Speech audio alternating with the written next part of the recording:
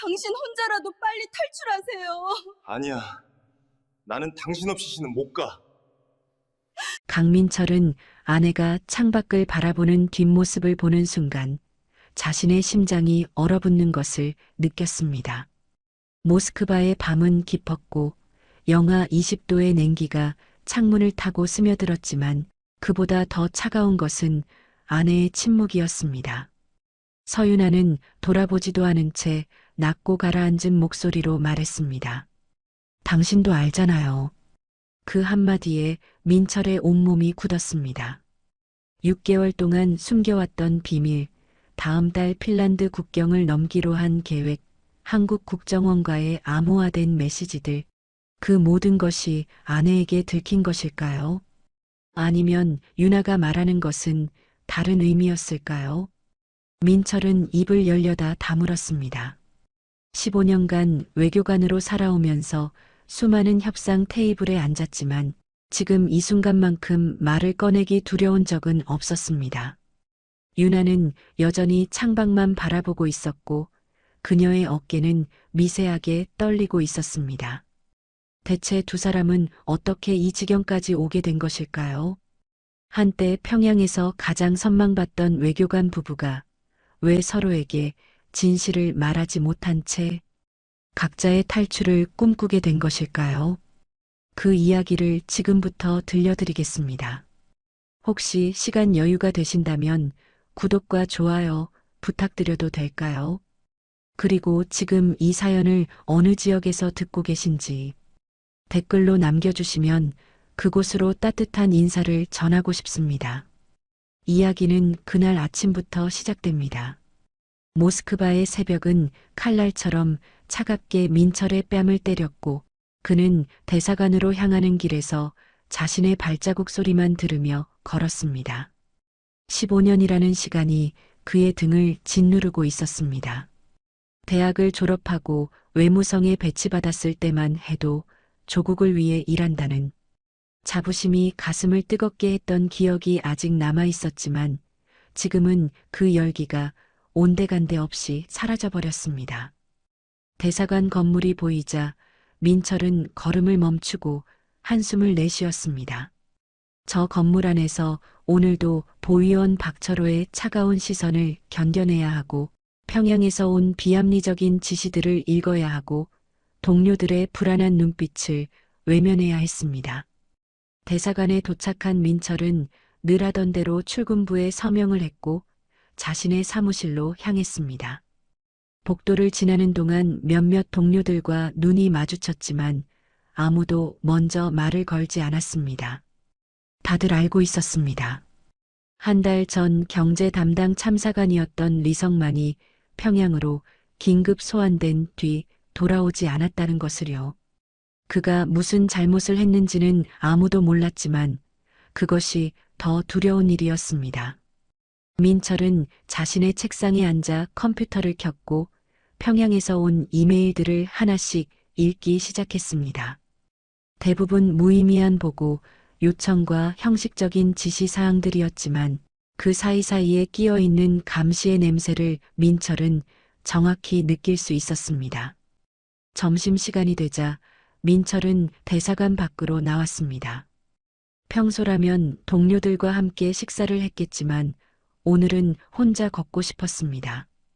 모스크바의 거리는 사람들로 붐볐고 그들의 얼굴에는 자유로움이 묻어났습니다. 민철은 카페 앞을 지나치며 창문 너머로 보이는 사람들을 바라봤습니다.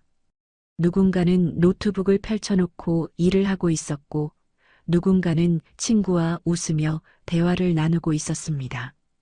그들은 자신이 누리는 자유가 얼마나 귀한 것인지 알까요? 민철은 주머니 속 암호화된 휴대폰을 만지작거렸습니다. 그 안에는 국정원 담당자와 주고받은 메시지들이 저장되어 있었습니다. 다음 달 15일 핀란드 국경 근처에서 만나기로 한 약속이 그 안에 적혀 있었습니다. 저녁이 되어 대사관 업무를 마친 민철은 집으로 향했습니다. 아파트 건물에 들어서면서 그는 무거운 한숨을 내쉬었습니다. 윤아에게 어떻게 말해야 할까요? 계획을 털어놓아야 할까요? 아니면 그냥 그날이 되면 데리고 가야 할까요? 현관문을 열고 들어서자 유나는 거실 소파에 앉아 책을 읽고 있었습니다. 왔어요? 유나의 목소리는 평소와 다름없이 차분했지만 민철은 그 안에 숨겨진 떨림을 느낄 수 있었습니다. 응, 오늘 회의가 길었어.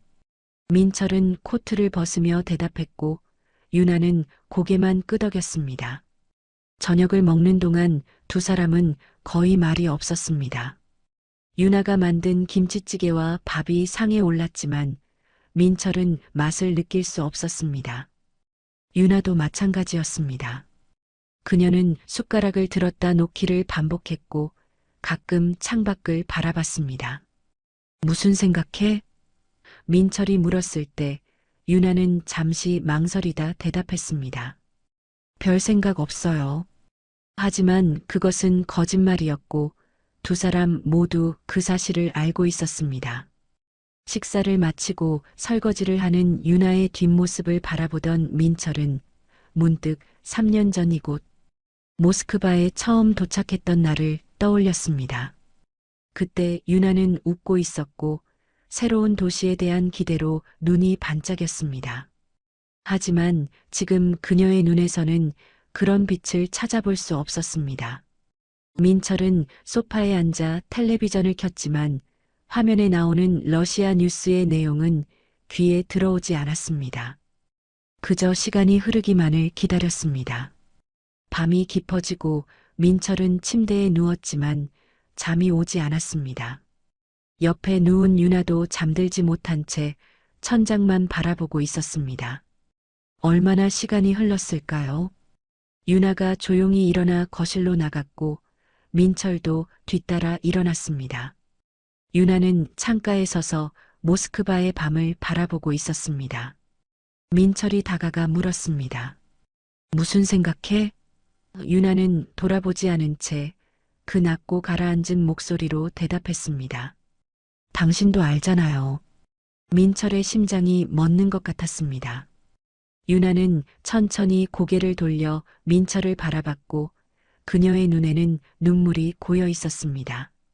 우리 언제까지 이렇게 살 건가요? 민철은 대답할 수 없었습니다. 유나의 눈에 고인 눈물이 볼을 타고 흘러내렸고 그 눈물 한 방울 한 방울이 민철의 가슴을 무너뜨렸습니다. 그는 유나의 어깨를 잡으려다 손을 멈췄습니다. 뭐라고 말해야 할까요? 다음 달이면 모든 게 끝난다고, 핀란드 국경만 넘으면 자유로워진다고 그렇게 말해야 할까요? 하지만 민철의 입은 열리지 않았습니다. 당신은 계획이 있죠? 유나가 다시 물었고 민철은 고개를 돌렸습니다. 무슨 소리야? 거짓말 마세요. 6개월 전부터 당신 달라졌어요. 밤에 몰래 휴대폰 보는 것도 알고 서류 가방에 러시아 지도 넣어둔 것도 봤어요. 민철의 등에 식은땀이 흘렀습니다. 유나는 모든 걸 알고 있었습니다. 그럼 왜 아무 말도 안 했어? 민철이 물었고 유나는 쓸쓸하게 웃었습니다. 당신이 먼저 말할 때까지 기다렸어요. 우리 부부잖아요. 이런 건 함께 결정해야 하는 거 아닌가요? 민철은 유나를 끌어안았습니다. 미안해. 정말 미안해. 유나는 민철의 품에서 조용히 울었고 두 사람은 그렇게 한참을 서 있었습니다. 새벽이 올 때까지. 그날 이후 이상한 평화가 찾아왔습니다. 민철과 유나는 서로에게 탈북 이야기를 꺼내지 않았지만 둘 다 알고 있었습니다. 시간이 얼마 남지 않았다는 것을요. 민철은 대사관에서 평소처럼 일했고 유나는 집에서 평소처럼 지냈습니다. 하지만 두 사람의 눈빛은 조금씩 달라지고 있었습니다. 유나는 이제 창밖을 바라볼 때 두려움보다는 기대를 품은 것처럼 보였고 민철은 대사관 복도를 걸을 때 더 이상 어깨가 무겁지 않았습니다. 사흘이 지났습니다. 그날 저녁 민철은 대사관 회의를 마치고 집으로 향했습니다. 평소보다 회의가 길어져서 시간이 늦었고 모스크바의 밤거리는 어둠에 잠겨 있었습니다. 아파트 건물 앞에 도착한 민철은 엘리베이터를 타고 5층으로 올라갔고 현관문 앞에서 열쇠를 꺼냈습니다. 문을 열자 이상한 느낌이 들었습니다. 불이 꺼져 있었고 평소 유나가 저녁 준비를 하면서 들어놓던 음악도 들리지 않았습니다. 유나야? 민철은 거실로 들어가며 불을 켰습니다. 아무 대답이 없었습니다. 유나야, 어디 있어? 민철의 목소리가 높아졌지만 집안은 죽은 듯 조용했습니다. 그는 침실로 달려갔지만 유나는 없었고 화장실도 부엌도 텅 비어 있었습니다. 민철의 심장이 빠르게 뛰기 시작했습니다. 뭔가 잘못됐습니다. 유나가 외출했다면 메시지를 남겼을 텐데 휴대폰을 확인해도 아무 연락이 없었습니다. 거실로 돌아온 민철은 그제야 탁자 위에 놓인 작은 쪽지를 발견했습니다. 하얀 종이 한 장이 테이블 가운데 놓여 있었고 민철은 떨리는 손으로 그것을 집어들었습니다. 유나의 필체였습니다. 먼저 갑니다. 당신이 결정하지 못한다면 내가 결정하겠어요. 민철의 머릿속이 하얘졌습니다. 먼저 간다는 게 무슨 뜻일까요? 설마 유나가 혼자 탈북을 시도한 건가요? 그는 급하게 옷장을 열었고 유나의 옷들이 그대로 걸려 있는 것을 확인했습니다. 하지만 서랍을 열자 여권이 사라져 있었고 비상금으로 모아둔 루블 지폐 뭉치도 없었습니다. 아니야. 민철은 중얼거렸습니다. 유나가 정말로 혼자 떠난 겁니다. 계획도 없이 국정원의 도움도 없이 그냥 혼자서 국경을 넘으려 한 겁니다. 민철은 양손으로 머리를 감쌌습니다. 이건 자살 행위나 다름없었습니다. 북한 대사관은 외교관 가족의 모든 동선을 파악하고 있었고 특히 국경 근처로 향하는 움직임은 즉시 보고되었습니다. 유나가 기차역이나 버스 터미널에 나타나는 순간 보위부는 알게 될 것이고 그러면 체포는 시간 문제였습니다. 민철은 주머니에서 암호화된 휴대폰을 꺼냈습니다. 손이 너무 떨려서 비밀번호를 2번이나 잘못 눌렀고 3번째에야 화면이 열렸습니다. 그는 국정원 담당자에게 긴급 메시지를 보냈습니다. 아내가 사라졌습니다. 혼자 움직인 것 같습니다. 즉시 연락 바랍니다. 메시지를 보내고 민철은 소파에 주저앉았습니다. 유나는 어디로 간 걸까요? 핀란드 방향으로 갔을까요? 아니면 다른 경로를 택했을까요? 그녀가 무사할 가능성은 얼마나 될까요? 시간이 느리게 흘렀습니다. 10분이 지나고 20분이 지났지만 답장은 오지 않았습니다. 민철은 거실을 왔다 갔다 하면서 휴대폰만 들여다봤습니다. 창밖으로 보이는 모스크바의 밤은 평화로웠지만 민철의 마음은 폭풍우가 몰아치고 있었습니다. 유나의 얼굴이 떠올랐습니다. 사흘 전 밤 눈물을 흘리며 물었던 그 질문이 귓가에 맴돌았습니다. 우리 언제까지 이렇게 살 건가요? 유나는 더 이상 기다릴 수 없었던 겁니다. 민철이 결단을 내리기를 함께 떠나자고 말해주기를 기다렸지만 민철은 끝내 입을 열지 못했고 그래서 유나는 혼자 떠나기로 결심한 겁니다. 30분이 지나고 마침내 휴대폰이 울렸습니다. 민철은 화들짝 놀라며 전화를 받았습니다. 여보세요?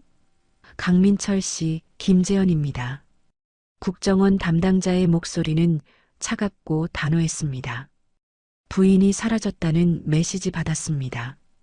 네, 오늘 저녁 집에 왔는데 아무도 없었어요. 쪽지만 남아 있었고요. 쪽지에 뭐라고 적혀 있었습니까? 먼저 간다고 제가 결정하지 못한다면 자기가 결정하겠다고 적혀 있었습니다. 전화 너머로 한숨소리가 들렸습니다. 강민철 씨, 이건 계획에 없던 일입니다. 김재현의 목소리가 낮아졌습니다. 부인을 찾을 수 없습니다. 우리 쪽에서는 어떤 연락도 받지 못했고 현재 위치도 파악할 수 없습니다. 그럼 어떻게 해야 합니까? 아내가 혼자 국경을 넘으려 한다면 잡히는 건 시간 문제잖아요. 알고 있습니다. 하지만 지금 우리가 할 수 있는 건 없습니다. 김재현은 잠시 침묵하다 말을 이었습니다. 당신만 빼낼 수 있습니다. 이틀 안에 결정하십시오. 부인은 우리가 최대한 찾아보겠지만 보장할 수는 없습니다. 전화가 끊겼습니다. 민철은 손에 든 휴대폰을 바라봤고 화면은 서서히 어두워지다가 완전히 꺼졌습니다.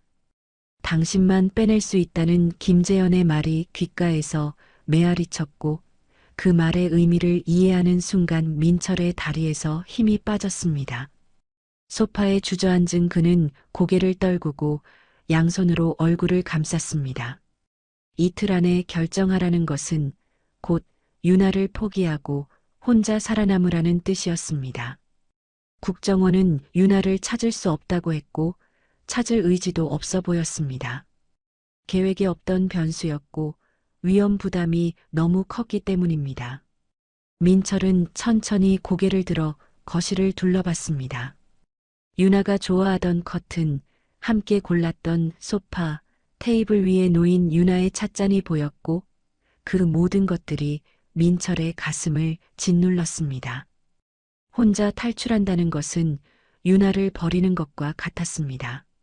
유나가 어디선가 체포되어 평양으로 끌려간다 해도 민철은 이미 자유로운 땅에서 새 삶을 시작하고 있을 것이고 그 죄책감을 안고 평생을 살아야 할 것이었습니다.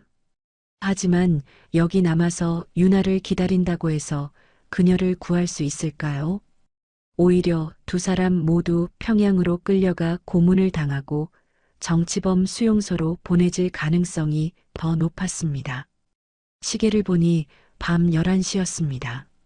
민철은 일어나 창가로 걸어갔고 모스크바의 불빛들이 반짝이는 야경을 바라봤습니다. 저 불빛들 어딘가에 유나가 있을까요? 혹시 이미 붙잡혀서 어둠 속 어딘가에 갇혀 있는 건 아닐까요?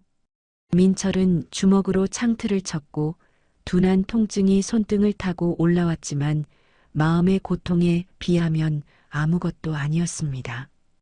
미안해, 유나야. 민철은 혼잣말로 중얼거렸습니다.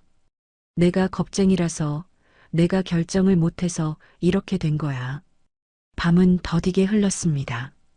민철은 소파에 앉아 있다가 침실로 갔다가 다시 거실로 나왔고 한 곳에 가만히 있을 수가 없었습니다. 휴대폰을 수십 번 확인했지만 유나에게서 아무 연락도 오지 않았고 국정원 쪽에서도 소식이 없었습니다. 새벽 2시가 되자 민철은 침대에 누웠지만 눈이 말똥말똥했습니다. 천장을 바라보다 눈을 감으면 유나의 얼굴이 떠올랐고 사흘 전 밤 창가에서 눈물 흘리던 그녀의 모습이 선명하게 보였습니다. 잠이 들었는지 모르겠지만 어느새 민철은 악몽을 꾸고 있었습니다. 평양 순환공항에 내리는 비행기, 공항에서 기다리고 있는 보위부 요원들, 검은 승용차에 태워져 어딘가로 끌려가는 자신과 유나의 모습이 눈앞에 펼쳐졌습니다. 신문실에서 보위부원이 차가운 목소리로 물었습니다. 동무는 조국을 배신하려 했소? 민철이 대답하려는 순간 눈을 떴고 온몸이 땀으로 젖어 있었습니다. 시계를 보니 새벽 4시였습니다. 민철은 침대에서 일어나 거실로 나왔습니다. 물을 마시려고 부엌으로 갔다가 문득 벽에 걸린 액자가 눈에 들어왔습니다. 평양에서 찍은 결혼 사진이었습니다. 7년 전 민철과 유나는 대동강변에서 결혼식을 올렸고 그날 두 사람은 행복했습니다. 사진 속 유나는 하얀 한복을 입고 환하게 웃고 있었고 민철도 양복을 차려입고 그녀 옆에 서 있었습니다. 그때는 미래가 밝아 보였습니다. 외무성 엘리트 외교관과 교육자 출신의 아내, 두 사람의 앞날은 탄탄대로처럼 보였습니다. 민철은 액자를 벽에서 내려 손에 들었습니다. 유리 표면을 손가락으로 쓰다듬으며 유나의 얼굴을 바라봤습니다. 나만 살아남는다고? 민철은 다시 한번 중얼거렸습니다. 그게 가능할까? 하지만 대답은 없었습니다. 액자 속 유나는 여전히 웃고 있었지만 그 미소가 이제는 민철을 비난하는 것처럼 느껴졌습니다. 민철은 액자를 다시 벽에 걸었고 소파에 주저앉아 머리를 감쌌습니다. 선택해야 했습니다. 유나를 포기하고 혼자 탈출할 것인가, 아니면 여기 남아서 유나를 기다리다가 함께 평양으로 끌려갈 것인가. 두 가지 모두 끔찍한 선택이었습니다. 혼자 탈출하면 자유를 얻지만 평생 죄책감에 시달릴 것이고, 여기 남으면 유나와 함께 있지만 둘 다 죽음을 맞이할 가능성이 높았습니다. 민철은 이마에 손을 얹고 깊은 한숨을 내쉬었습니다.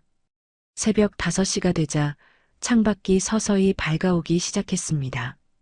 민철은 잠을 한숨도 자지 못한 채 소파에 앉아 있었고 눈은 충혈되어 있었습니다. 오늘도 대사관에 가야 했습니다. 평소처럼 출근해서 평소처럼 일해야 했습니다. 아무 일도 없는 척, 아내가 사라진 것도 모르는 척 연기해야 했습니다. 보이부가 눈치채기 전까지 최대한 시간을 벌어야 했습니다. 민철은 화장실로 가서 찬물로 세수를 했습니다. 거울에 비친 자신의 얼굴은 초췌했고 눈 밑에는 다크서클이 짙게 드리워져 있었습니다. 이 얼굴로 대사관에 가면 보위원들이 의심할까요? 민철은 뺨을 두드리며 정신을 차리려 했지만 머릿속은 여전히 혼란스러웠습니다. 옷장에서 양복을 꺼내 입고 넥타이를 매고 구두를 신었습니다. 모든 동작이 기계적이었고 민철은 마치 다른 사람의 몸을 빌려 움직이는 것 같았습니다. 현관문 앞에 서서 민철은 잠시 망설였습니다. 문을 나서는 순간 모든 게 돌이킬 수 없이 진행될 것 같았습니다. 하지만 선택의 여지가 없었습니다. 그는 손잡이를 잡고 문을 열려는 순간 복도 쪽에서 발소리가 들렸습니다. 누군가 이쪽으로 걸어오고 있었습니다. 민철은 숨을 죽이고 문구멍으로 밖을 내다봤습니다. 보위원 박철호였습니다. 그는 민철의 집 앞에서 멈춰 섰고 주머니에서 무언가를 꺼냈습니다. 휴대폰이었습니다.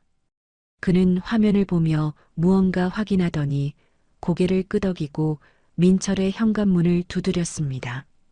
똑똑똑. 3번의 노크 소리가 새벽의 정적을 깼고 민철의 심장은 미친 듯이 뛰기 시작했습니다. 민철은 문구멍에서 눈을 떼지 못한 채 서 있었고 박철호는 다시 한번 문을 두드렸습니다. 이번에는 더 세게, 더 오래. 똑똑똑똑. 민철은 심호흡을 하고 최대한 침착한 표정을 지으려 애쓰며 문을 열었습니다. 아, 박동무. 이른 아침에 무슨 일이십니까? 민철의 목소리는 생각보다 안정적으로 나왔지만 손끝은 미세하게 떨리고 있었습니다. 박철호는 빙긋 웃으며 민철을 위아래로 훑어봤습니다. 참사관 동무, 벌써 출근 준비를 하셨군요. 부지런하십니다. 그의 시선이 민철의 얼굴에 머물렀고 특히 충혈된 눈과 창백한 얼굴색을 오래 관찰했습니다. 어젯밤에 잠을 잘 주무셨습니까? 네, 뭐 그럭저럭요. 왜 그러십니까? 민철은 최대한 무심한 척 대답했지만 박철호의 눈빛은 이미 모든 것을 꿰뚫고 있다는 듯 했습니다. 부인이 어디 계십니까? 박철호가 물었고 민철의 등에 식은땀이 흘렀습니다. 아, 유나 말입니까?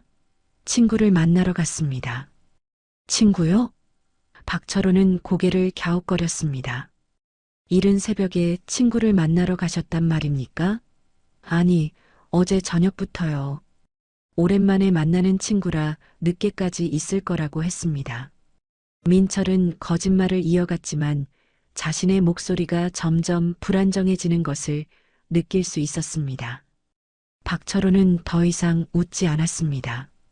그는 민철을 밀치고 집 안으로 들어왔고 민철은 뒤로 한 걸음 물러났습니다. 박동무, 이게 무슨 짓입니까? 참사관 동무, 거짓말은 그만하시죠. 박철호는 거실을 둘러보더니 탁자 위에 쪽지를 집어들었습니다. 유나가 남긴 쪽지였습니다. 민철은 어젯밤에 그것을 치우는 것을 깊었습니다. 박철호는 쪽지를 읽더니 비웃는 표정을 지었습니다. 먼저 간다? 친구를 만나러 간 게 아니라 조국을 떠나려 간 거 아닙니까? 민철의 입이 바짝 말랐습니다. 무슨 소리를 하시는 겁니까? 그건 그냥 뭡니까? 박철호는 쪽지를 탁자 위에 던졌습니다. 참사관 동무, 이제 그만 연기하시죠. 우리는 다 알고 있습니다. 부인이 어제 저녁 모스크바 중앙역에서 헬싱키행 야간 열차표를 끊었다는 것도, 그 열차를 타고 핀란드 국경으로 향했다는 것도 말입니다. 민철의 얼굴에서 핏기가 완전히 빠졌습니다. 박철호는 주머니에서 휴대폰을 꺼내 화면을 민철에게 보여줬습니다. 사진이었습니다. 핀란드 국경 근처의 러시아 검문소였고 사진 한가운데 유나가 서 있었습니다. 러시아 보안군 2명이 유나를 양쪽에서 붙잡고 있었고 유나의 얼굴은 겁에 질려 있었습니다. 머리는 헝클어져 있었고 코트 자락이 찢어져 있었습니다. 민철은 사진을 보는 순간 무릎이 꺾이는 것을 느꼈습니다. 유나. 그의 목소리는 떨렸고 박철호는 휴대폰을 도로 주머니에 넣었습니다. 부인은 어젯밤 11시쯤 국경 검문소에서 체포됐습니다. 러시아 보안군이 수상한 동양인 여성이라며 우리 대사관에 연락했고 우리가 즉시 인수했습니다. 박철호는 민철의 어깨에 손을 얹었습니다. 현재 부인은 대사관 지하에 있습니다. 안전하게 보호받고 있으니 걱정하지 마십시오. 안전하게 보호받고 있다는 말이 얼마나 허무한 거짓말인지 민철은 잘 알고 있었습니다. 대사관 지하는 사실상 임시 구금 시설이었고 거기 끌려간 사람들은 평양으로 압송되기 전까지 신문과 감시를 받았습니다. 민철은 박철호의 손을 뿌리쳤습니다. 아내를 보게 해주시오. 아직은 안 됩니다. 조사가 진행 중이니까요. 무슨 조사입니까? 내 아내가 무슨 죄를 지었단 말입니까? 민철의 목소리가 높아졌지만 박철호는 태연했습니다. 조국 이탈 시도는 중대한 범죄입니다. 참사관 동무도 잘 아시지 않습니까? 박철호는 소파에 앉으며 민철을 바라봤습니다. 자, 이제 진짜 이야기를 해봅시다. 부인 혼자 탈출을 시도했을 리 없습니다. 참사관 동무도 계획에 있었죠? 민철은 대답하지 않았습니다. 박철호는 계속 말했습니다. 우리는 6개월 전부터 참사관 동무의 동선을 추적해왔습니다. 의심스러운 행동들이 여러 번 포착됐죠.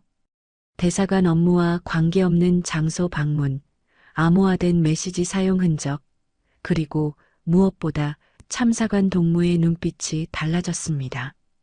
박철호는 일어서서 민철에게 다가왔습니다. 평양에서는 이미 결정을 내렸습니다. 참사관 동무와 부인, 두 분 모두 본국으로 귀환하셔야 합니다. 민철은 뒤로 물러났습니다.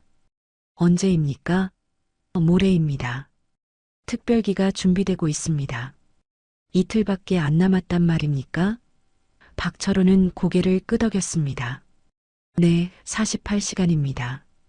그 안에 참사관 동무가 할 수 있는 일은 2가지입니다. 그는 2손가락을 펼쳐 보였습니다. 첫째, 부인과 함께 평양으로 가는 겁니다. 솔직히 털어놓고 반성하면 어쩌면 관대한 처분을 받을 수도 있습니다. 2번째는? 민철이 물었고 박철호는 의미심장한 미소를 지었습니다. 혼자 도망가는 겁니다. 우리가 모르는 척 해줄 수도 있습니다. 물론 그러면 부인은 혼자 평양으로 가야겠죠. 민철은 주먹을 불끈 쥐었습니다. 그게 무슨 선택입니까? 그건 선택이 아니라 협박 아닙니까? 협박이라니요. 저는 그냥 사실을 말씀드리는 겁니다. 참사관 동무가 여기 남으면 두 분 다 평양으로 가야 하고 참사관 동무가 도망가면 부인만 평양으로 가는 거죠. 뭐가 더 나은 선택인지는 참사관 동무가 판단하십시오. 박철호는 현관문 쪽으로 걸어가며 말했습니다. 48시간입니다. 시간이 많지 않으니 잘 생각해 보십시오. 그는 문을 열고 나가려다 멈춰서서 돌아봤습니다. 참고로 부인은 조사받는 동안 식사도 제대로 못하고 있습니다. 지하는 춥고 어둡죠. 참사관 동무가 빨리 결정할수록 부인도 덜 고생할 겁니다. 문이 닫혔고 민철은 그 자리에 그대로 서 있었습니다. 다리에 힘이 풀려 민철은 바닥에 주저앉았습니다. 윤아가 대사관 지하에 있습니다. 춥고 어두운 그곳에서 혼자 떨고 있을 것이고 민철은 그녀를 구할 방법이 없었습니다. 48시간. 이틀 뒤면 평양행 비행기가 출발하고 그 안에 윤아가 실릴 것이었습니다. 민철도 함께 탈 것인가 아니면 윤아를 혼자 보낼 것인가. 민철은 벽에 기대어 천장을 바라봤습니다. 결혼사진 액자가 보였고 사진 속 윤아는 여전히 웃고 있었습니다. 미안해. 민철은 중얼거렸습니다. 정말 미안해. 하지만 사과만으로는 아무것도 바뀌지 않았습니다. 민철은 바닥에서 일어나 다시 암호화된 휴대폰을 집어들었고 손가락이 떨리는 것을 느끼면서도 김재현에게 전화를 걸었습니다. 신호음이 3번 울린 뒤 전화가 연결됐습니다. 강민철 씨. 김재현의 목소리는 여전히 차갑고 단호했습니다. 부인 소식 들었습니다. 들으셨으면 알겠지만 윤아가 대사관 지하에 있습니다. 아내도 함께 빼낼 수 있습니까? 전화 너머로 잠시 침묵이 흘렀고 김재현은 한숨을 내쉬었습니다. 강민철 씨, 제가 어제 말씀드렸듯이 불가능합니다. 대사관 지하는 사실상 북한 영토나 마찬가지입니다. 러시아 경찰도 들어갈 수 없고 우리도 마찬가지입니다. 그럼 방법이 정말 없습니까? 민철의 목소리가 높아졌습니다. 제 아내를 그냥 포기하라는 겁니까? 포기하라는 게 아닙니다. 현실적으로 구출할 방법이 없다는 겁니다. 김재현은 잠시 말을 멈췄다가 조심스럽게 덧붙였습니다. 당신만이라도 지금 나오십시오. 준비는 다 끝났습니다. 오늘 저녁 8시에 레닌그라드역 근처 카페에서 만납시다. 저는 안 갑니다. 민철이 단호하게 말했습니다. 아내 없이는 못 갑니다. 강민철 씨, 감정적으로 판단하지 마십시오. 당신이 여기 남아도 부인을 구할 수 없습니다. 오히려 두 분 다 평양으로 끌려가게 될 뿐입니다. 그래도 저는 가지 않겠습니다. 민철은 전화를 끊어버렸습니다. 손에 든 휴대폰을 바라보다가 그는 소파 쿠션 사이에 그것을 숨겼습니다. 이제 국정원의 도움은 없다고 생각해야 했습니다. 민철 혼자서 해결해야 했습니다. 시계를 보니 아침 7시였습니다. 대사관은 8시 30분에 문을 열었고 민철은 평소처럼 출근해야 했습니다. 하지만 오늘은 평소와 다른 일을 해야 했습니다. 윤아를 만나야 했습니다. 대사관 지하에 내려가서 어떻게든 윤아를 봐야 했습니다. 그것이 불가능해 보여도 시도조차 하지 않고 포기할 수는 없었습니다. 민철은 화장실로 가서 다시 한번 세수를 했습니다. 차가운 물이 얼굴을 때렸지만 정신은 오히려 또렷해졌습니다. 거울 속 자신을 바라보며 민철은 생각했습니다. 15년간 외교관으로 살면서 단 한 번도 규칙을 어긴 적이 없었고 상부의 지시를 거역한 적도 없었습니다. 항상 조심스럽게 행동했고 눈에 띄지 않으려 노력했습니다. 하지만 그렇게 살아온 결과가 무엇입니까? 사랑하는 아내가 지하 독방에 갇혀 있고 자신은 혼자 도망칠지 말지 고민하고 있습니다. 민철은 거울 속 자신에게 말했습니다. 이제 겁쟁이로 살지 말자. 그는 양복을 다시 점검하고 넥타이를 고쳐 맸습니다. 가방을 들고 현관문을 나서면서 민철은 이상하게도 마음이 가벼워지는 것을 느꼈습니다. 어쩌면 이미 결정을 내린 것인지도 몰랐습니다. 유나와 함께 평양으로 가든 함께 탈출하든 최소한 혼자 살아남지는 않겠다는 결정을요. 모스크바의 아침 거리는 출근하는 사람들로 붐볐고 민철은 지하철을 타고 대사관으로 향했습니다. 지하철 안에서 주변 사람들을 바라보면서 민철은 생각했습니다. 이 사람들은 자유롭게 출퇴근하고 자유롭게 이동하고 자유롭게 선택할 수 있습니다. 하지만 자신은 감옥 같은 대사관으로 가고 있고 아내는 진짜 감옥에 갇혀 있습니다. 대사관에 도착한 민철은 평소처럼 출근부에 서명을 했고 경비원에게 고개를 끄덕이며 인사했습니다. 복도를 걸어가면서 민철은 주변을 살폈습니다. 보위원들이 몇 명 보였지만 박철호는 보이지 않았습니다. 민철은 자신의 사무실로 가는 대신 복도 끝에 계단 쪽으로 방향을 틀었습니다. 지하로 내려가는 계단이었습니다. 계단 입구에는 경비원이 한 명 서 있었고 민철이 다가가자 그가 손을 들어 막았습니다. 참사관 동무 여긴 출입 금지 구역입니다. 알고 있네. 하지만 내려가야 할 일이 있어. 죄송하지만 허가증이 없으면 안 됩니다. 경비원은 단호했습니다. 민철은 한 발짝 더 다가갔습니다. 내 아내가 지하에 있다는 걸 자네도 알고 있을 거야. 잠깐만 보게 해주게. 규정입니다. 참사관 동무. 경비원은 물러서지 않았습니다. 민철은 주머니에서 지갑을 꺼내 100루블짜리 지폐 몇 장을 꺼냈습니다. 이걸로 차 한 잔 사게. 10분만 눈 감아주게. 하지만 경비원은 고개를 저었습니다. 돈 문제가 아닙니다. 제 목이 날아갑니다. 민철은 지갑을 도로 주머니에 넣었습니다. 뇌물도 통하지 않았습니다. 그는 잠시 망설이다가 결심했습니다. 경비원을 밀치고 계단으로 뛰어내려가기로요. 민철은 숨을 깊이 들이마셨고 순간적으로 경비원의 팔을 밀쳤습니다. 경비원이 비틀거리는 사이 민철은 계단으로 달려갔습니다. 야, 거기서. 경비원이 소리쳤지만 민철은 멈추지 않았습니다.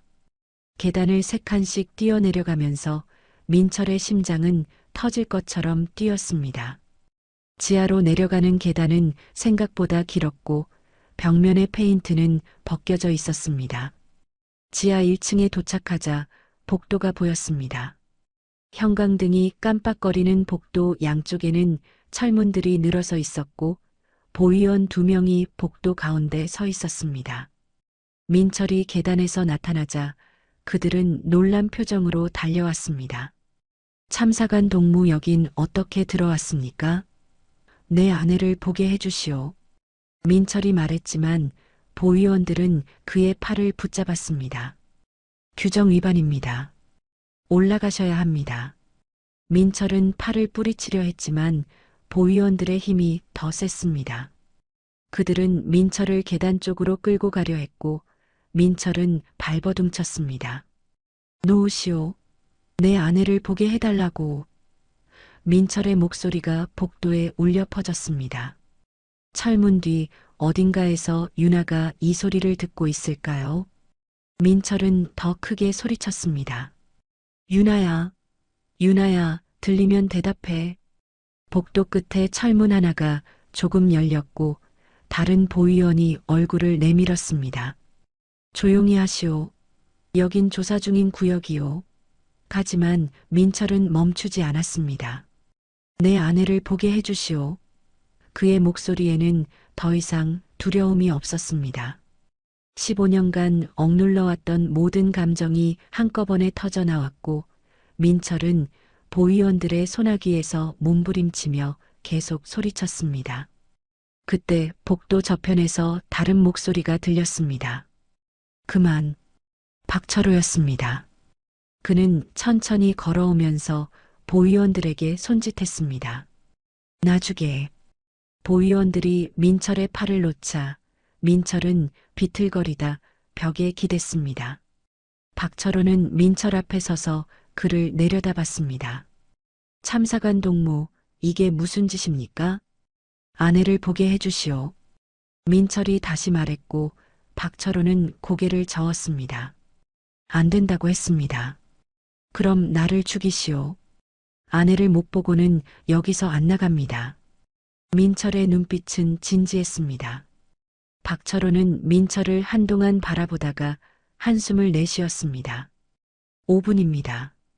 5분만 드리겠습니다. 박철호는 복도 끝에 철문을 향해 걸어갔고 민철은 그 뒤를 따랐습니다. 보위원들이 긴장한 표정으로 지켜보는 가운데 박철호는 열쇠 뭉치를 꺼내 철문의 자물쇠를 열었습니다. 삐걱거리는 소리와 함께 문이 열렸고 그 너머로 어둡고 좁은 복도가 나타났습니다. 형광등 하나만이 깜빡거리고 있었고 복도 양쪽에는 작은 독방들이 늘어서 있었습니다. 민철은 그 복도를 걸으면서 가슴이 조였습니다. 유나가 이런 곳에서 밤을 보냈다는 사실이 믿기지 않았습니다.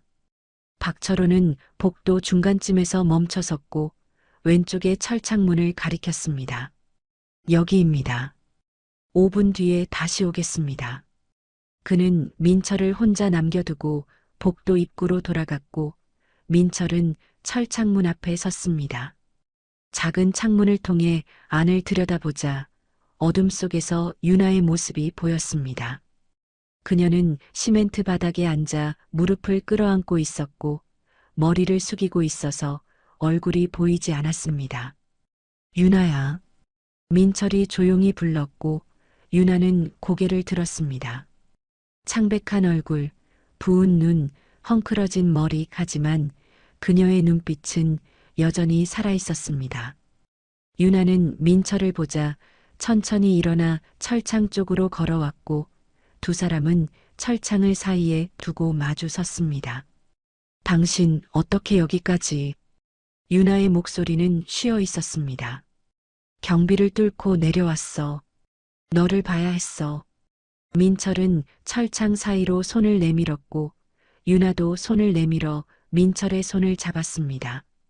차갑고 떨리는 손이었습니다. 미안해. 민철이 먼저 말했습니다. 내가 겁쟁이였어. 먼저 말했어야 했는데 계획을 함께 세웠어야 했는데.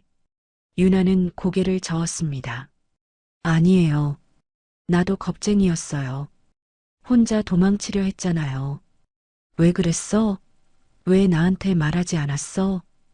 유나는 잠시 침묵하다가 대답했습니다. 당신이 나 때문에 망설일까봐 두려웠어요. 내가 짐이 될까봐. 민철은 유나의 손을 더 세게 잡았습니다. 너는 짐이 아니야. 너는 내 전부야. 유나의 눈에 눈물이 고였습니다. 이제 어떻게 하죠? 모르겠어. 하지만 함께 있을 거야. 어디로 가든 무슨 일이 생기든. 민철의 목소리는 떨렸지만 확신에 차 있었습니다. 유나는 눈물을 닦으며 말했습니다. 박철호가 그러던데 모레 평양행 비행기가 온대요. 우리 둘 다 태워갈 거래요. 알아. 48시간밖에 안 남았어. 그 전에 당신은 탈출할 수 있어요. 유나가 갑자기 말했고 민철은 고개를 저었습니다. 무슨 소리야? 나는 안 가. 가야 해요. 유나는 민철의 손을 놓으려 했지만 민철이 더 세게 잡았습니다. 국정원이 아직 당신을 기다리고 있을 거예요. 지금이라도 나가면 살 수 있어요. 너 없이는 못 가. 민철이 단호하게 말했습니다. 유나야, 나는 혼자 살고 싶지 않아. 차라리 너와 함께 평양으로 가는 게 낫겠어. 유나는 고개를 가로저었습니다. 안 돼요. 당신은 살아야 해요. 우리 둘 다 죽는 것보다 한 명이라도 사는 게 나아요. 그게 무슨 소리야? 민철의 목소리가 높아졌습니다. 한 명이 살면 뭐해? 평생 죄책감에 시달리면서 사는 게 사는 거야? 그래도 살아있는 거잖아요. 유나는 울먹이며 말했습니다. 당신이 살아서 자유를 누리면 그걸로 충분해요. 내 목까지 살아줘요.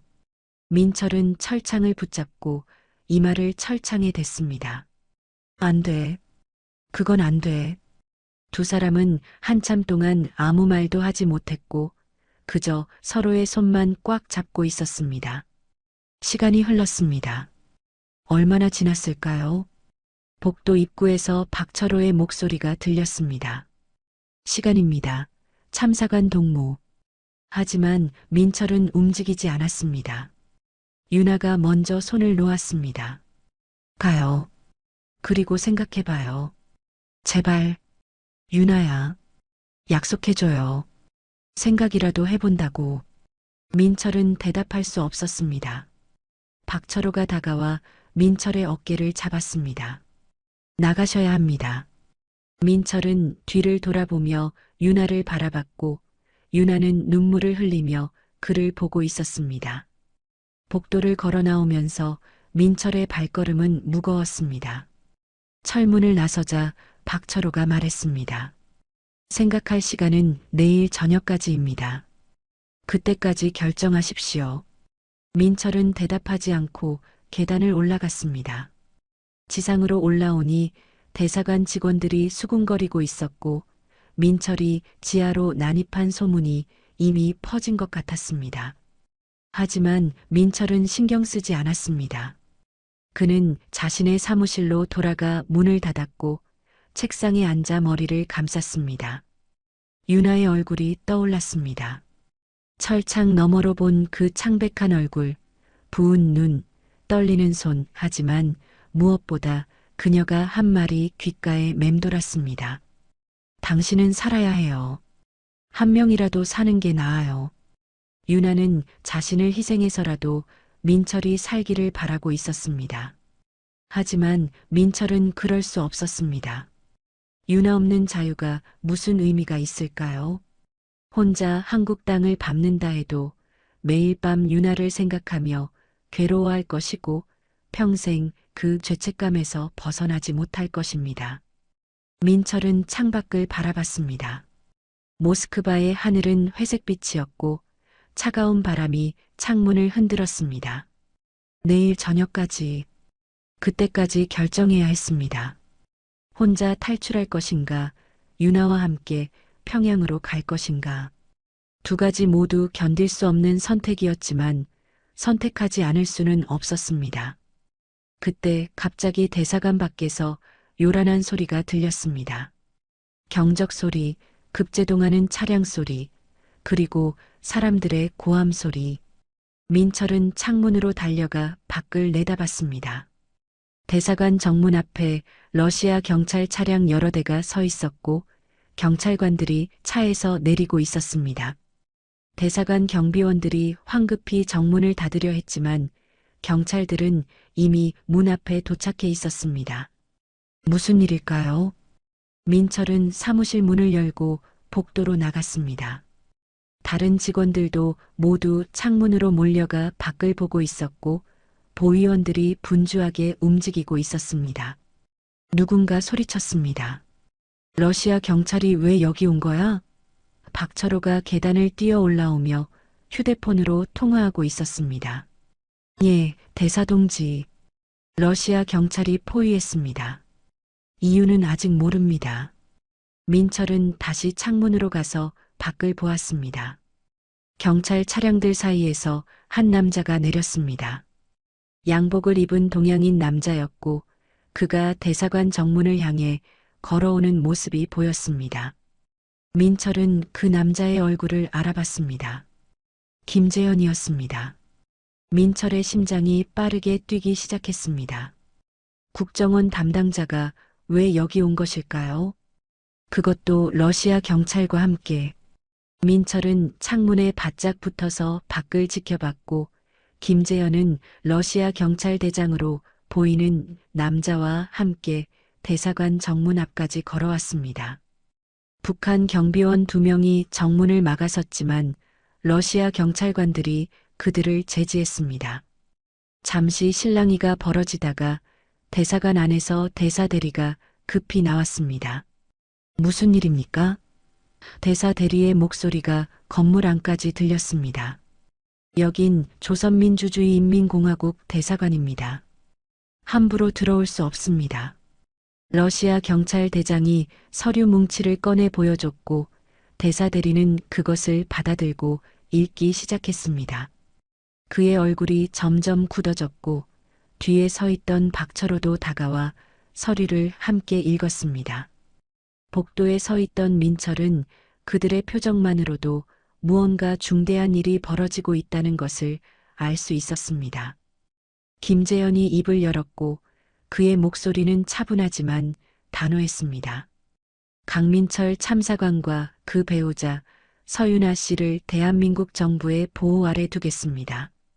대사 대리가 서류를 내던지며 소리쳤습니다. 말도 안 되는 소리요. 이들은 우리 공화국 국민이요. 강민철 씨와 서윤아 씨가 러시아 연방 정부에 난민 신청을 했습니다. 러시아 경찰대장이 차갑게 말했습니다. 러시아 법에 따라 이들을 보호할 의무가 있습니다. 난민 신청? 박철호가 비웃었습니다. 언제 했다는 겁니까? 서윤아는 체포될 당시 아무 말도 하지 않았습니다. 김재현이 대답했습니다.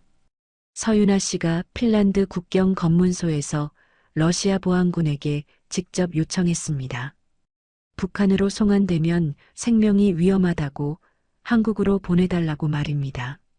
민철은 숨이 막히는 것을 느꼈습니다. 윤아가 체포될 때 난민 신청을 했다는 것입니까? 그 순간에도 윤아는 포기하지 않고 싸웠던 겁니다. 대사대리는 고개를 저었습니다. 그건 법적 효력이 없소? 이미 우리 대사관에 인계됐으니 이들은 우리 관할입니다. 그래서 러시아 외교부와 협의했습니다. 러시아 경찰대장이 또 다른 서류를 꺼냈습니다. 외교부 결정에 따라 강민철 씨와 서윤아 씨는 러시아 당국의 보호를 받게 됩니다. 지금 즉시 2분을 인계하십시오. 박철호가 앞으로 나서며 말했습니다. 강민철은 지금 건물 안에 있지만 서윤아는 조사 중입니다. 인계할 수 없습니다. 김재현은 박철호를 똑바로 바라봤습니다. 조사라는 명목으로 구금하고 있는 것 아닙니까? 러시아 정부는 이미 서윤아 씨의 신변 보호를 결정했습니다. 더 이상 지체하면 외교 문제가 됩니다. 대사 대리와 박철호는 서로 눈빛을 교환했고 긴장감이 흘렀습니다. 건물 안에 서 있던 민철은 이제 움직여야 한다는 것을 깨달았습니다. 그는 복도를 뛰어 계단으로 향했고 보위원 한 명이 그를 막으려 했지만 민철은 그를 밀치고 1층으로 내려갔습니다. 현관홀에 도착한 민철은 정문 쪽으로 걸어갔고 밖에 서 있던 김재현과 눈이 마주쳤습니다. 김재현은 고개를 끄덕였고 민철은 정문을 향해 걸음을 옮겼습니다. 박철호가 민철을 보고 소리쳤습니다. 참사관 동무 어디 가십니까? 민철은 돌아보지 않았습니다. 집에 갑니다. 안 됩니다. 지금은 나갈 수 없습니다. 박철호가 민철의 팔을 잡으려 했지만 러시아 경찰관 2명이 가로막았습니다. 강민철 씨는 자유롭게 이동할 권리가 있습니다. 러시아 경찰대장이 말했고 박철호는 물러설 수밖에 없었습니다. 민철은 정문을 나섰고 모스크바의 차가운 공기가 폐를 채웠습니다. 김재현이 다가와 낮은 목소리로 말했습니다. 차에 타십시오. 부인은 우리가 데려올 겁니다. 윤아를 어떻게 빼내실 겁니까? 러시아 경찰이 지하로 내려갑니다. 북한 측이 막을 수 없습니다. 민철은 경찰 차량 중 하나로 안내됐고 뒷좌석에 앉았습니다.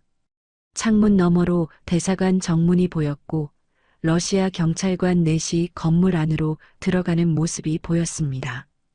대사 대리와 박철호가 그들을 막으려 했지만 러시아 경찰대장이 법적 근거를 들이대자 결국 길을 비켜줬습니다. 민철은 주먹을 불끈 쥐고 기다렸습니다. 시간이 느리게 흘렀고 1분 1분이 영겁처럼 느껴졌습니다. 10분쯤 지났을까요? 대사관 정문이 다시 열렸고 러시아 경찰관들이 나왔습니다. 그들 가운데 윤아가 있었습니다. 코트를 걸치고 있었지만 머리는 여전히 헝클어져 있었고 걸음걸이가 불안정했습니다. 하지만 그녀는 스스로 걷고 있었습니다. 민철은 차 문을 열고 뛰어나갔습니다. 윤아야. 윤아는 민철을 보고 달려왔고 두 사람은 대사관 정문 앞에서 끌어안았습니다. 박철호가 계단 위에서 그들을 내려다봤고 그의 얼굴은 일그러져 있었습니다. 두고 보시오. 평양은 잊지 않을 것이오. 하지만 민철은 대답하지 않았습니다. 그는 윤아를 안은 채 경찰 차량으로 걸어갔고 김재현이 차 문을 열어줬습니다. 두 사람이 차에 타자 차량은 즉시 출발했습니다. 뒤를 돌아보니 대사관 건물이 점점 작아지고 있었고 박철호와 대사 대리가 정문 앞에 서서 지켜보고 있었습니다. 차량은 모스크바 시내를 빠져나가 외곽으로 향했습니다. 민철과 윤아는 서로의 손을 꽉 잡고 있었고 아무 말도 하지 않았습니다. 말이 필요 없었습니다. 그저 살아있고 함께 있다는 것만으로 충분했습니다. 1시간쯤 달려 도착한 곳은 조용한 주택가의 안가였습니다. 김재현이 차에서 내리며 말했습니다. 일주일 정도 여기서 머물게 될 겁니다. 한국행 서류를 준비하는 동안요. 안가 안으로 들어서자 따뜻한 난방이 느껴졌고 민철과 윤아는 소파에 앉았습니다. 김재현이 물과 따뜻한 차를 내왔고 두 사람은 그것을 마시며 천천히 정신을 차렸습니다. 어떻게 이렇게 된 겁니까? 민철이 물었고 김재현은 윤아를 바라보며 대답했습니다. 서윤아 씨 덕분입니다. 제가요? 윤아가 놀란 표정으로 물었습니다. 당신이 국경에서 체포될 때 러시아 보안군에게 난민 신청을 한 게 모든 것을 바꿨습니다. 김재현이 설명했습니다. 러시아는 북한과의 관계도 중요하지만 서방과의 관계가 더 중요합니다. 인권 문제로 국제사회에서 비난받는 것을 원치 않았죠. 그래서 우리가 러시아 외교부와 협상할 수 있었습니다. 윤아는 고개를 저었습니다. 저는 그냥 살고 싶어서 한 말이었는데 그 말이 두 분을 살렸습니다. 민철은 윤아의 손을 잡았습니다. 내가 용감했어. 나보다 훨씬. 윤아는 민철의 어깨에 머리를 기댔습니다. 우리 살았어요. 응, 살았어. 두 사람은 창밖을 바라봤습니다. 모스크바의 하늘은 여전히 회색빛이었지만 이제 그 하늘은 감옥의 천장이 아니었습니다. 자유의 하늘이었습니다. 하지만 그 자유가 완전히 실감나지는 않았습니다. 민철과 윤아는 안가의 소파에 앉아 창밖을 바라봤지만 마음 한편에는 여전히 두려움이 남아 있었습니다. 대사관을 벗어났다고 해서 모든 것이 끝난 건 아니었으니까요. 김재현은 부엌에서 따뜻한 수프를 데워왔고 두 사람 앞에 그릇을 놓았습니다. 드세요. 언제 제대로 식사하셨습니까? 윤아는 그제야 자신이 얼마나 배고픈지 깨달았습니다. 지하 독방에서는 하루에 빵 한 조각과 물만 주었고 제대로 먹은 지 이틀이 지났습니다. 수프를 한 숟갈 떠서 입에 넣자 눈물이 났습니다. 따뜻한 음식이 목구멍을 타고 내려가면서 온몸에 힘이 돌았고 윤아는 숟가락을 든 채 멈춰 섰습니다. 민철이 윤아의 등을 쓰다듬었습니다. 괜찮아. 이제 괜찮아. 유나는 고개를 끄덕이고 계속 먹었습니다. 민철도 수프를 먹었지만 맛을 제대로 느낄 수 없었습니다. 머릿속은 여전히 혼란스러웠고 지난 사흘간의 일들이 주마등처럼 스쳐 지나갔습니다. 유나의 실종, 박철호의 협박, 지하 독방의 유나, 그리고 러시아 경찰의 등장. 식사를 마친 두 사람에게 김재현이 설명했습니다. 일주일 정도 여기 계셔야 합니다. 그동안 한국행 서류를 준비하고 러시아 출국 허가를 받아야 합니다. 일주일이나 걸립니까?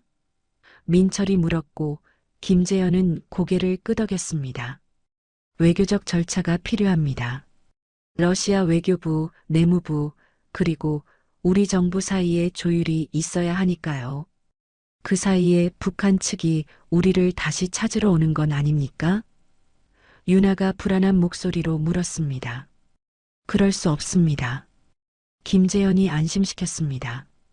이 집은 러시아 정부가 제공한 안전가옥입니다. 경찰이 24시간 경비하고 있고 북한 측이 접근할 수 없습니다. 하지만 유나의 얼굴에서는 불안이 사라지지 않았습니다. 민철도 마찬가지였습니다. 대사관을 벗어났지만 아직 모스크바에 있다는 사실 자체가 두려웠습니다. 박철호의 마지막 말이 귓가에 맴돌았습니다. 두고 보시오. 평양은 잊지 않을 것이오. 김재현은 두 사람을 2층 침실로 안내했습니다. 오늘은 푹 쉬십시오. 내일부터 서류 작업을 시작하겠습니다. 그는 문을 닫고 나갔고 민철과 유나는 처음으로 둘만의 공간에 남겨졌습니다. 침실은 작지만 깨끗했고 창문 너머로 모스크바의 밤 풍경이 보였습니다. 유나는 침대에 앉아 두 손으로 얼굴을 감쌌고 민철은 그녀 옆에 앉았습니다. 유나야. 응. 정말 미안해. 내가 먼저 말했어야 했어. 계획을 함께 세웠어야 했어. 유나는 얼굴에서 손을 떼고 민철을 바라봤습니다. 당신만 잘못한 게 아니에요. 나도 혼자 도망치려 했잖아요. 우리 둘 다 겁쟁이였어요. 이제는 아니야. 민철이 말했고 유나는 작게 웃었습니다. 맞아요. 이제는 아니에요. 두 사람은 서로를 껴안았고 한참을 그렇게 있었습니다. 말이 필요 없었습니다. 그저 서로의 온기를 느끼는 것만으로 충분했습니다. 밤이 깊어졌습니다. 유나는 이틀 만에 처음으로 제대로 된 침대에서 잠들었고 민철은 그녀가 잠드는 모습을 지켜봤습니다. 유나의 얼굴은 여전히 창백했지만 잠든 표정은 평화로웠습니다. 민철도 눈을 감았지만 쉽게 잠들 수 없었습니다. 정말로 끝난 걸까요? 정말로 이제 안전한 걸까요? 의심이 꼬리를 물었지만 피로가 밀려왔고 민철도 결국 잠에 빠져들었습니다. 다음 날 아침 햇살이 창문을 통해 들어왔습니다. 민철은 눈을 떴고 옆에서 자고 있는 유나를 바라봤습니다. 살아있습니다. 함께 있습니다. 그것만으로도 기적 같았습니다. 유나도 눈을 떴고 두 사람은 서로를 보며 미소 지었습니다. 좋은 아침. 민철이 말했고 유나는 대답했습니다. 좋은 아침이에요. 일주일이 느리게 흘렀습니다. 매일 아침 김재현이 와서 진행 상황을 알려줬고 민철과 유나는 서류에 서명하고 인터뷰에 응했습니다. 러시아 이민국 직원들이 와서 질문했고 한국 영사관 직원들도 찾아왔습니다. 절차는 복잡했지만 하루하루 한국행에 가까워지고 있었습니다. 안가에서 보내는 시간 동안 민철과 유나는 서로에게 숨겨왔던 이야기들을 꺼냈습니다. 민철은 6개월 전부터 국정원과 접촉한 과정을 털어놨고 유나는 혼자 탈출을 결심하게 된 이유를 설명했습니다. 그날 밤 창가에 서서 생각했어요. 유나가 말했습니다. 이대로 살다가 죽는 것보다 시도라도 하고 죽는 게 낫겠다고. 무서웠을 텐데. 무서웠죠. 하지만 더 무서운 건 당신이 나 때문에 망설이는 거였어요. 민철은 유나의 손을 잡았습니다. 나는 너 없이 탈출할 생각이 없었어. 처음부터 나도 알았어요. 그래서 내가 먼저 움직인 거예요. 당신이 따라오든 혼자 가든 최소한 선택할 수 있게. 나흘째 되는 날 김재현이 좋은 소식을 가져왔습니다. 모든 서류가 승인됐습니다. 모레 모스크바를 출발합니다. 한국으로요? 유나가 물었고 김재현은 고개를 끄덕였습니다. 네, 인천공항으로 직행합니다. 민철과 유나는 서로를 바라봤고 눈에 눈물이 고였습니다. 정말로 끝나는 겁니다. 정말로 자유를 향해 가는 겁니다. 출발 전날 밤 두 사람은 침대에 나란히 누워 천장을 바라봤습니다. 무서워요. 유나가 말했습니다. 한국에서 어떻게 살아야 할지. 나도 무서워. 민철이 솔직하게 대답했습니다. 하지만 함께 있잖아. 그걸로 충분해. 유나는 민철의 손을 잡았습니다. 당신 말이 맞아요. 함께면 충분해요. 출발 당일 새벽 김재현이 차를 가져왔습니다. 민철과 유나는 간단한 짐만 챙겨 차에 탔고 모스크바 공항으로 향했습니다. 창밖으로 모스크바의 거리가 스쳐 지나갔고 민철은 이 도시에서 보낸 3년을 떠올렸습니다. 외교관으로서의 삶, 감시당하던 나날들, 그리고 탈출을 꿈꾸던 밤들. 이제 모두 과거가 되었습니다. 공항에 도착하자 김재현이 그들을 특별 통로로 안내했습니다. 일반 승객들과 섞이지 않고 바로 탑승구로 이동했습니다. 비행기는 대한항공 직항편이었고 민철과 유나는 좌석에 앉아 안전벨트를 맸습니다. 비행기가 활주로로 이동하기 시작했고 속도를 높여 이륙했습니다. 창밖으로 모스크바가 점점 작아졌고 구름 위로 올라가자 도시는 완전히 사라졌습니다. 유나는 민철의 손을 꽉 잡았습니다. 정말 끝났어요? 응, 끝났어. 민철은 대답했지만 아직도 실감이 나지 않았습니다. 비행기는 한국을 향해 날아갔고 두 사람은 창밖의 하늘을 바라봤습니다. 자유의 하늘이었습니다. 비행기가 인천공항에 착륙했을 때 민철과 유나는 창밖을 내다보며 한국 땅을 바라봤습니다. 오후 햇살이 활주로를 비추고 있었고 공항 건물들이 보였습니다. 비행기가 완전히 멈추자 다른 승객들이 일어나 짐을 챙기기 시작했지만 민철과 유나는 한참 동안 자리에서 일어나지 못했습니다. 정말로 도착한 겁니다. 정말로 한국에 온 겁니다.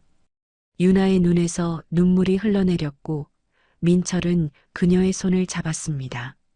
왔어. 우리 왔어. 공항에서 나오자 국정원 직원들이 기다리고 있었고 그들은 민철과 유나를 조사실로 안내했습니다. 며칠간 신원 확인과 조사가 이어졌고 탈북 경위를 반복해서 설명해야 했습니다. 모든 과정이 끝나고 나서야 두 사람은 정식으로 대한민국 국민이 되었습니다. 국정원은 서울 외곽에 작은 아파트를 제공했고 정착 지원금으로 당분간 생활할 수 있게 도와줬습니다. 석 달이 지났습니다.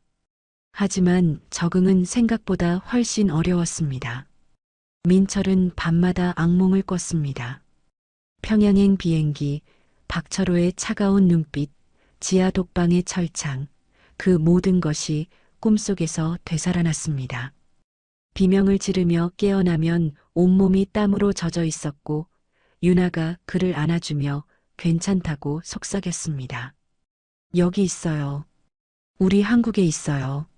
하지만 민철의 심장은 한참 동안 진정되지 않았습니다. 유나도 힘들었습니다. 슈퍼마켓에 가면 주변을 계속 살폈고 낯선 사람이 자신을 쳐다보면 심장이 뛰었습니다. 북한 정보원이 아닐까, 감시당하는 건 아닐까, 그런 생각이 머릿속을 떠나지 않았습니다. 어느 날 길을 걷다가 동양인 남자가 자신을 뒤따라오는 것 같아서 뛰기 시작했고 집에 도착해서야 그가 그냥 같은 방향으로 가던 사람이었다는 것을 깨달았습니다. 민철이 퇴근해서 돌아왔을 때 유나는 소파에서 떨고 있었고 민철은 아무 말 없이 그녀를 안아줬습니다. 자유를 얻었지만 과거로부터 자유롭지는 못했습니다. 텔레비전에서 북한 뉴스가 나오면 두 사람은 채널을 돌렸고 탈북자 관련 기사를 보면 마음이 불편했습니다. 자신들만 빠져나왔다는 죄책감이 있었기 때문입니다. 대사관에 남겨진 동료들은 어떻게 됐을까요? 혹시 민철과 유나의 탈북 때문에 처벌받은 사람은 없을까요? 그런 생각들이 밤마다 찾아왔습니다. 어느 날 밤 민철은 또 악몽을 꾸며 깼습니다. 이번에는 유나가 대사관 지하에서 나오지 못하는 꿈이었고 민철이 혼자 비행기에 타는 꿈이었습니다.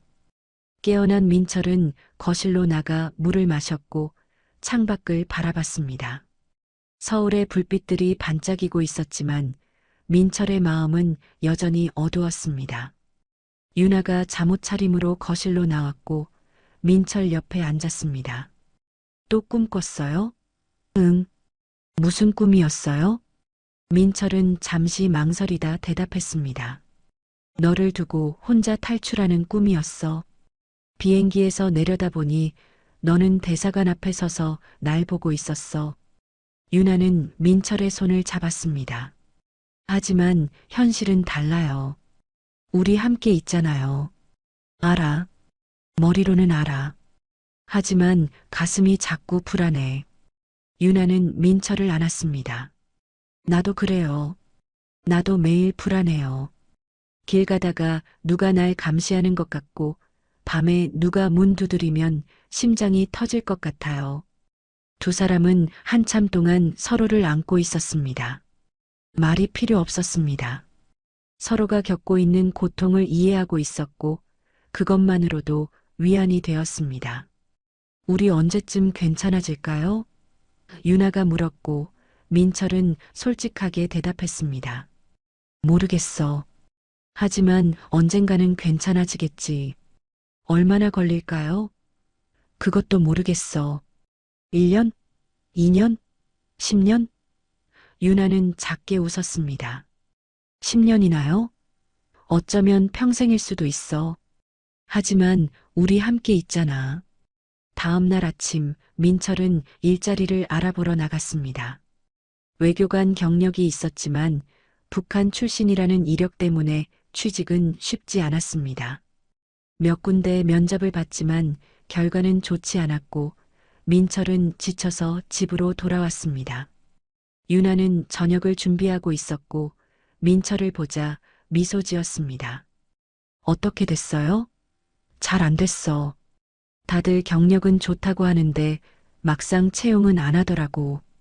유나는 민철의 어깨를 두드렸습니다. 괜찮아요. 천천히 찾으면 돼요. 저녁을 먹으면서 유나가 말했습니다. 오늘 동네 도서관에 갔어요. 도서관? 응. 한국 소설들 좀 빌려왔어요. 읽으면서 한국 문화도 배우고 싶어서. 민철은 유나를 바라봤습니다. 그녀는 노력하고 있었습니다. 적응하려고, 이곳에서 살아가려고. 나도 뭔가 해야겠다. 민철이 말했고 유나는 고개를 끄덕였습니다. 우리 같이 해요. 천천히 하나씩. 그날 밤 두 사람은 소파에 앉아 텔레비전을 봤습니다. 예능 프로그램이 나오고 있었고 출연자들이 웃으며 이야기하고 있었습니다. 민철과 유나는 그들의 농담을 이해하지 못했지만 웃음소리만으로도 기분이 좋아졌습니다. 저 사람들은 행복해 보여요. 유나가 말했고 민철은 대답했습니다. 우리도 언젠가 저렇게 될 수 있을까? 될 수 있을 거예요. 시간이 걸리겠지만. 일주일 후 민철은 작은 무역회사에서 일자리를 구했습니다. 급여는 많지 않았지만 러시아어를 할 수 있다는 점을 높이 평가받았습니다. 유나는 한국어 교육센터에 등록해서 남한 사투리와 신조어를 배우기 시작했습니다. 두 사람은 조금씩 일상을 만들어가고 있었습니다. 하지만 여전히 밤이면 악몽이 찾아왔고 여전히 불안은 사라지지 않았습니다. 한 달쯤 지났을 때 민철은 유나에게 제안했습니다. 우리 한강 가볼까? 한강요? 응. 산책하고 싶어. 주말 오후 두 사람은 한강변으로 나갔습니다.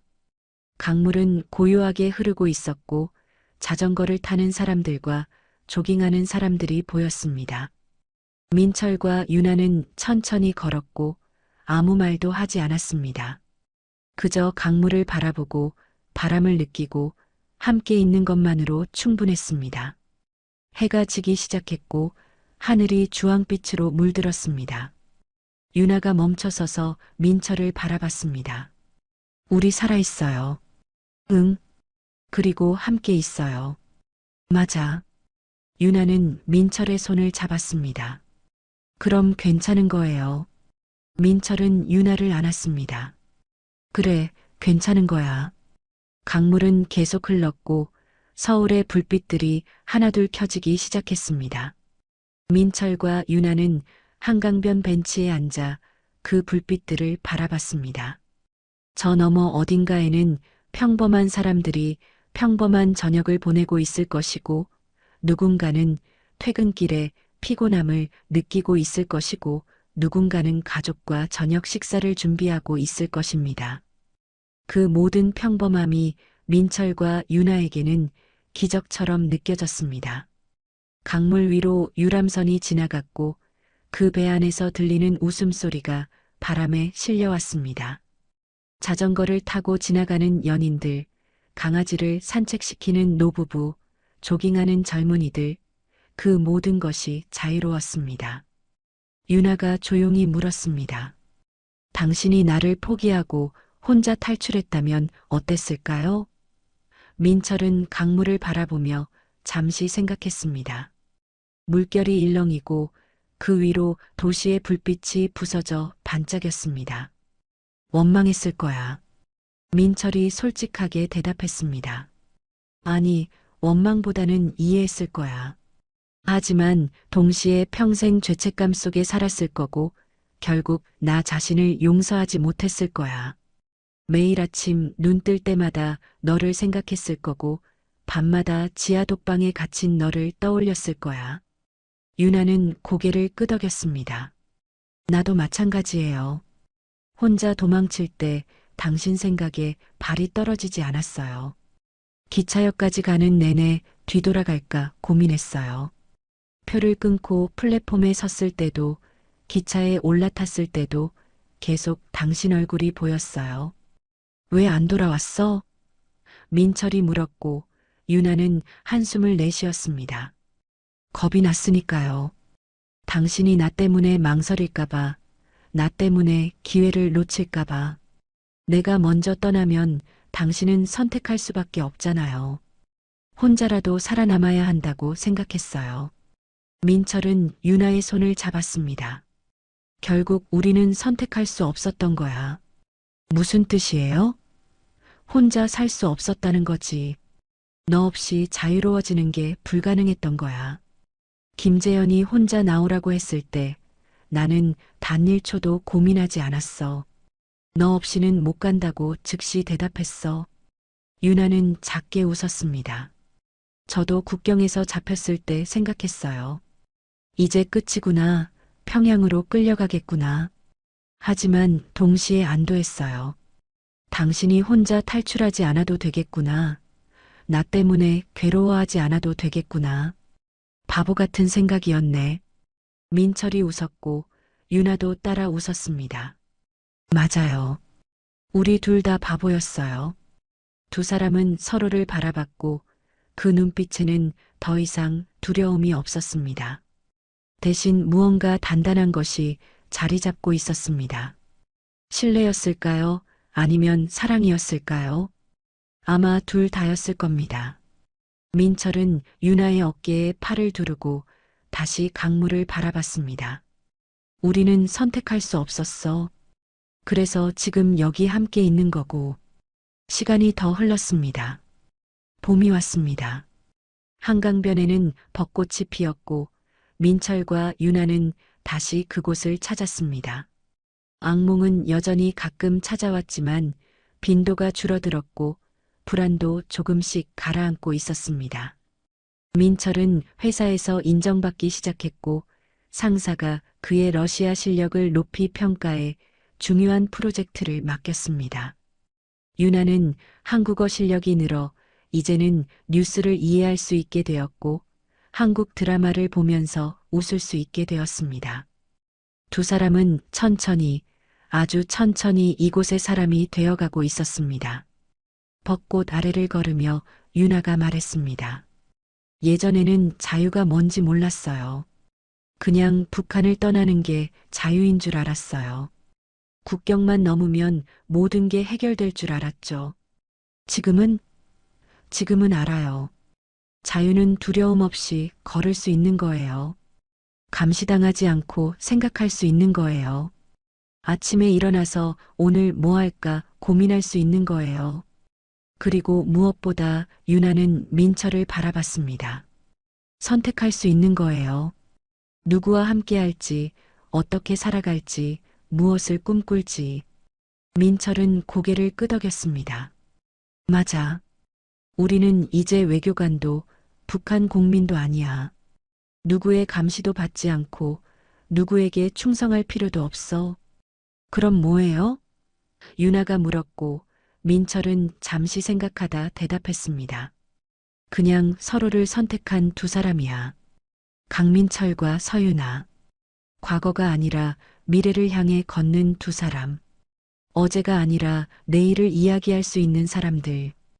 유나는 민철의 팔을 끼고 걸었습니다. 벚꽃잎이 바람에 날려 두 사람 주위로 흩어졌고 분홍빛 눈이 내리는 것 같았습니다. 그 순간이 영원히 기억될 것 같았습니다. 당신 후회해요? 유나가 갑자기 물었습니다. 뭘? 탈북한 거요. 이렇게 힘든 줄 알았어도 했을까요? 악몽도 계속 꾸고 불안도 가시지 않고 적응도 이렇게 어려운데. 민철은 멈춰서서 유나를 바라봤습니다. 100번이라도 했을 거야. 1000번이라도. 왜요? 너와 함께 있으니까. 악몽을 꿔도 옆에 내가 있고 불안해도 손잡을 내가 있잖아. 혼자였다면 이 모든 게 의미 없었을 거야. 유나의 눈에 눈물이 고였습니다. 나도요. 100번이라도 할 거예요. 1000번이라도요. 당신과 함께라면 어디든 갈 수 있어요. 지하 독방도 평양행 비행기도 그 모든 게 혼자가 아니었으니까 견딜 수 있었어요. 두 사람은 그 자리에서 한참을 서 있었고 주변으로 사람들이 지나다녔지만 아무도 신경 쓰지 않았습니다. 그저 봄날의 한강변에 서 있는 평범한 부부처럼 보였을 겁니다. 꽃구경 나온 수많은 커플 중 하나처럼요. 그리고 그것이 바로 민철과 유나가 원하던 것이었습니다. 특별하지 않은 것, 평범한 것, 눈에 띄지 않는 것. 아이스크림 가게 앞을 지나치자 유나가 멈춰 섰습니다. 저거 먹고 싶어요. 민철은 유나를 보며 웃었습니다. 먹자. 뭐 먹고 싶어? 딸기 맛이요. 두 사람은 아이스크림을 하나씩 사서 다시 강변을 걸었습니다. 아이스크림이 녹아 손가락으로 흘러내렸고 유나는 웃으며 그것을 하찼습니다. 이런 것도 자유예요. 뭐가? 원하는 거 먹을 수 있는 거요. 대사관에서는 매달 배급받는 식료품으로만 요리해야 했잖아요. 이렇게 길 가다가 먹고 싶은 거 사 먹을 수도 없었고 민철도 고개를 끄덕였습니다. 그러게. 이런 작은 것들이 다 자유였네. 두 사람은 다리 위에 서서 강물을 내려다봤습니다. 유람선이 또 지나갔고 배 안 사람들이 손을 흔들었습니다. 민철과 유나도 손을 흔들어 답했습니다. 언젠가 우리도 저 배 타볼까요? 유나가 물었고 민철은 대답했습니다. 당연하지. 여름 되면 타자. 야경 크루즈도 있대. 저녁이 되어 집으로 돌아오는 길 유나가 말했습니다. 오늘 기분이 참 좋아요. 나도. 왜 그런지 알아요? 왜? 처음으로 과거 생각 안 하고 하루를 보낸 것 같아서요. 오늘은 계속 지금 여기만 생각했어요. 벚꽃도 보고 아이스크림도 먹고 배 탈 계획도 세우고. 민철은 유나의 말에 고개를 끄덕였습니다. 맞아. 나도 그랬어. 오늘 하루는 평양도, 모스크바도, 대사관도 생각 안 났어. 박철호도, 김재현도, 그 누구도. 우리 나아지고 있는 거 맞죠? 유나가 불안한 듯 물었고 민철은 확신에 찬 목소리로 대답했습니다. 맞아. 천천히지만 확실히 나아지고 있어. 1년 전 우리를 생각해봐. 대사관 지하에서, 안가에서, 그때 우리가 이렇게 웃으면서 걸을 수 있을 거라고 상상이나 했을까? 유나는 웃었습니다. 못했을 거예요. 그때는 하루하루 살아남는 것만 생각했으니까. 내일이 올까, 한국에 갈 수 있을까, 그것만 걱정했죠. 그날 밤 민철은 오랜만에 악몽 없이 잠들었습니다. 유나도 마찬가지였습니다. 두 사람은 나란히 누워 손을 잡고 있었고 창밖으로 서울의 불빛이 평화롭게 빛나고 있었습니다. 자유란 이런 것이었습니다. 두려움 없이 잠들 수 있는 밤, 내일을 기대할 수 있는 마음, 악몽을 꾸지 않고 아침을 맞이할 수 있는 평온함, 가리고 무엇보다 혼자가 아니라는 확신. 민철과 유나는 15년간 충성했던 나라를 떠났지만 그들이 얻은 것은 단순한 국적 변경이 아니었습니다. 진짜 인생이었습니다. 선택할 수 있는 인생, 사랑할 수 있는 인생, 꿈꿀 수 있는 인생, 그리고 후회 없이 살 수 있는 인생. 강물은 오늘도 흐르고 있을 겁니다. 한강은 수많은 사람들의 이야기를 품은 채 바다로 향하고 있을 것이고 그 물결 위로 민철과 유나의 이야기도 함께 흘러갈 겁니다. 탈북 외교관 부부의 이야기, 서로를 포기할 수 없었던 두 사람의 이야기, 자유를 향해 걸었던 그들의 발자국이 강물에 새겨질 겁니다. 그리고 언젠가 누군가가 그 이야기를 듣고 용기를 얻을지도 모릅니다. 자신의 삶을 선택할 용기를, 사랑하는 사람과 함께할 용기를, 두려움에도 불구하고 앞으로 나아갈 용기를 말입니다. 지금 이 순간 어딘가에서 민철과 유나는 평범한 저녁을 보내고 있을 겁니다. 텔레비전을 보거나 책을 읽거나 내일 계획을 이야기하거나 주말에 갈 곳을 검색하거나. 그들의 삶은 더 이상 극적이지 않습니다. 하지만 그 평범함이 바로 그들이 목숨을 걸고 싸워서 얻은 것입니다. 감시 없는 일상, 선택할 수 있는 자유, 함께 있을 수 있는 권리, 내일을 계획할 수 있는 특권. 그것이 진짜 승리였습니다. 탈출에 성공한 것이 아니라 삶을 되찾은 것이 진짜 승리였습니다. 여러분, 오늘 이야기는 여기까지입니다. 모스크바의 차가운 겨울부터 서울의 따뜻한 봄까지 강민철과 서유나 부부의 긴 여정을 함께 걸어왔습니다. 이 이야기가 우리에게 남기는 교훈은 무엇일까요? 때로는 가장 용감한 선택이 혼자 살아남는 것이 아니라 함께 살아가는 것이라는 점입니다. 진짜 자유는 국경을 넘는 순간이 아니라 두려움 없이 사랑할 수 있을 때 찾아온다는 것입니다. 그리고 어떤 여정도 혼자서는 완성되지 않는다는 것을요. 민철은 유나 없이 탈출할 수 있었습니다. 국정원의 계획대로 혼자 국경을 넘었다면 안전하게 한국에 도착했을 겁니다. 하지만 그것은 진짜 자유가 아니었을 겁니다. 죄책감과 후회로 가득한 반쪽짜리 자유였겠죠. 유나도 마찬가지입니다. 혼자 도망쳤다가 잡혔을 때 어쩌면 그녀도 민철이 혼자라도 살기를 바랐을지 모릅니다. 하지만 진짜 원했던 건 함께 있는 것이었습니다. 우리 삶도 그렇지 않을까요? 혼자 높이 올라가는 것보다 함께 천천히 걷는 것이 더 의미 있을 때가 있습니다.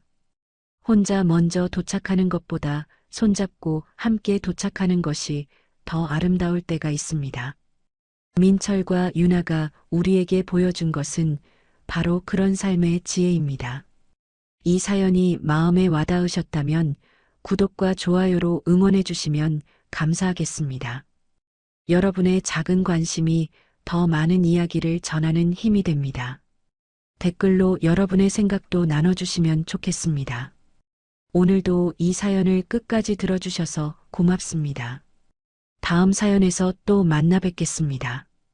여러분 모두 평안한 밤 되시길 바랍니다. 그리고 여러분 곁에도 함께 걸어갈 소중한 사람이 있기를 바랍니다.